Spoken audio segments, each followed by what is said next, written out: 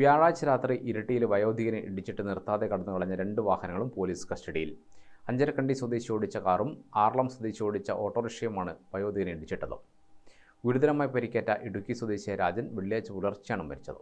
സംഭവം നടന്നത് വ്യാഴാഴ്ച രാത്രി 8 മണിയോടെയായിരുന്നു. കീഴൂരിലെ ഫുട്പാത്തിലൂടെ നടക്കുകയായിരുന്ന രാജൻ ആദ്യം കാല് തെറ്റി റോഡിലേക്ക് വീണു. എഴുന്നേൽക്കാൻ ശ്രമിക്കുമ്പോഴാണ് പിന്നാലെ പാഞ്ഞെത്തിയ 2 വാഹനങ്ങൾ ഇടിച്ച് രാജന് ഗുരുതരമായി പരിക്കേൽക്കുന്നത്. ആർളം സ്വദേശി ഓടിച്ച ഓട്ടോയാണ് ആദ്യം രാജനെ ഇടിച്ചത്. പിന്നാലെ എത്തിയ അഞ്ചരക്കണ്ടി സ്വദേശിയുടെ കാറും ശരീരത്തിലൂടെ കയറി ഇറങ്ങി. 2 വാഹനത്തിലുള്ളവരും രാജനെ ഇടിച്ച വിവരം അറിഞ്ഞു എന്ന് പുറത്തുവന്ന CCTV ദൃശ്യങ്ങളിൽ നിന്ന് വ്യക്തമാണ്. ഇടിയുടെ ആഘാതത്തിൽ വാഹനങ്ങൾ തെന്നിമാറുന്നത് ദൃശ്യത്തിലുണ്ട്. നിരവധി CCTV ക്യാമറകൾ പരിശോധിച്ചതിന്റെ അടിസ്ഥാനത്തിലാണ് വാഹനങ്ങൾ പോലീസ് കസ്റ്റഡിയിലെടുത്തത്. വാഹനങ്ങളുടെ വിശദമായ പരിശോധന നടക്കുന്നുണ്ട്. ഇടിച്ച 2 വണ്ടികളും നിർത്താതെ കടന്നുപോവുകയായിരുന്നു. പിന്നീട് എത്തിയ ബസ് ഉൾപ്പെടെയുള്ള വാഹനത്തിലെ ഡ്രൈവർമാരാണ് രാജനെ ആശുപത്രിയിൽ എത്തിച്ചത്. പരിയാരം മെഡിക്കൽ കോളേജിൽ വെച്ച് വെള്ളിയാഴ്ച പുലർച്ചെയാണ് രാജൻ മരിച്ചത്. News desk Gramika.